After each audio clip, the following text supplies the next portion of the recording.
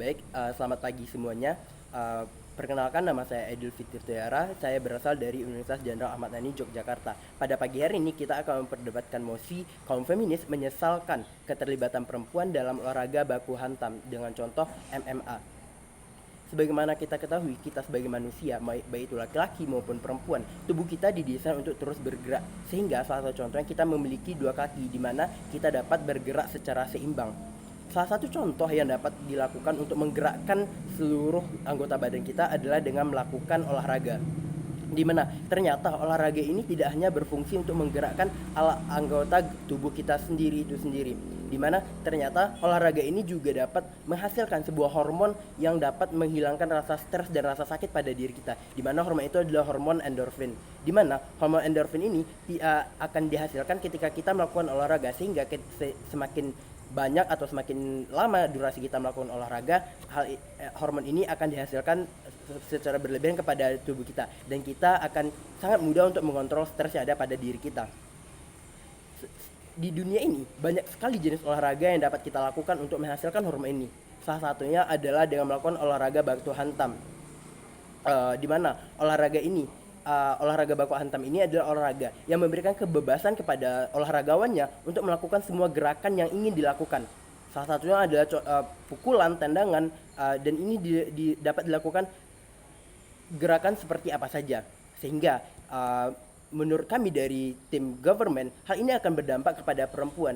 Kenapa? Karena perempuan dan juga laki-laki memiliki postur atau struktur tubuh yang berbeda, di mana perempuan memiliki postur tubuh yang berfungsi untuk reproduksi dan untuk keberlanjutan reproduksinya, sehingga hal ini akan berdampak kepada perempuan itu sendiri ketika melakukan olahraga ini. Dikarenakan olahraga ini adalah sebuah olahraga yang memberikan kebebasan kepada olahragawannya untuk melakukan gerakannya tadi. Oleh karena itu, saya dari tim government akan memberikan limitasi dalam perdebatan ini agar perdebatan ini berjalan dengan lancar. Di mana limitasi yang akan kita bahas adalah olahraga MMA dijadikan sebagai karir atau pencarian utama bagi perempuan. Sebagai manusia, tentunya kita membutuhkan ekonomi dan juga uang untuk memenuhi kebutuhan mendasar kita, seperti untuk membeli pakaian, membeli makanan, dan juga membeli tempat tinggal. Di mana hal ini dilakukan ketika kita bekerja, dan salah satu pekerjaan yang dapat dilakukan oleh perempuan ini adalah melakukan MMA.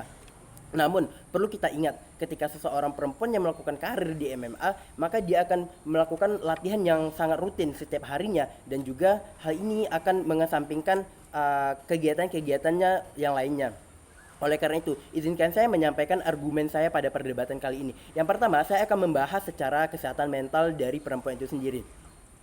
Perempuan sangatlah rentan terhadap yang namanya stres dan juga trauma. Ketika seseorang perempuan melakukan olahraga baku hantam ini, maka mungkin saja dia akan terkena cedera di bagian-bagian tertentu. Misalnya terkena cedera di bagian lengan, perut, atau mungkin di bagian kepala. Sehingga ketika cedera ini terjadi kepada perempuan, maka perempuan akan mengalami kesakitan, di mana hal ini akan menyebabkan stres dan juga trauma kepada perempuan itu sendiri. Sehingga ketika perempuan yang terkena stres dan trauma akan kejadian hal ini, akan sulit untuk menyembuhkan dari trauma yang dialami tersebut. Sehingga hal ini akan mempengaruhi kesehatan mental dari perempuan itu sendiri. Selanjutnya, saya akan membahas terkait dengan kehilangan feminis yang dimiliki oleh perempuan.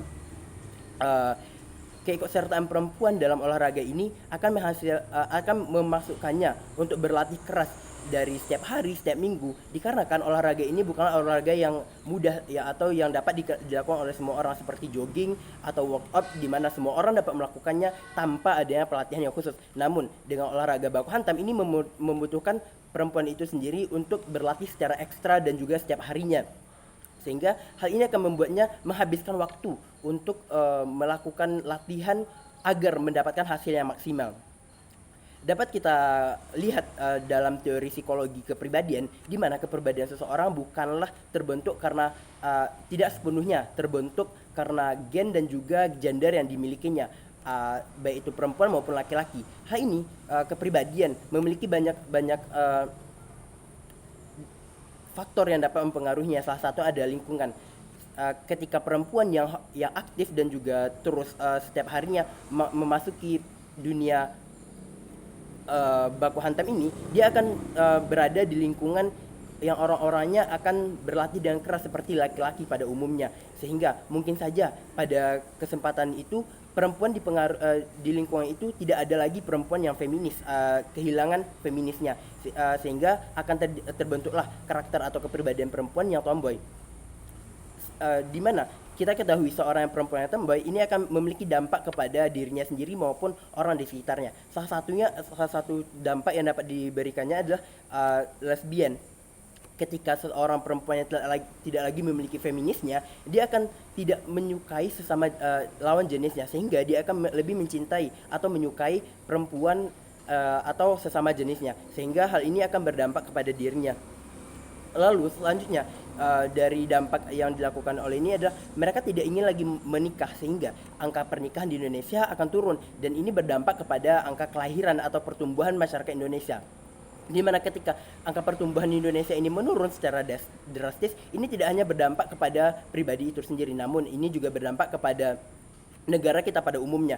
Ketika laju pertumbuhan di Indonesia rendah, hal ini akan kekuasaan atau perdagangan di Indonesia akan dikuasai oleh orang-orang asing, di mana mereka dapat mengendalikan negara kita, sehingga kita sendiri sebagai rakyat Indonesia akan kehilangan lapangan pekerjaan.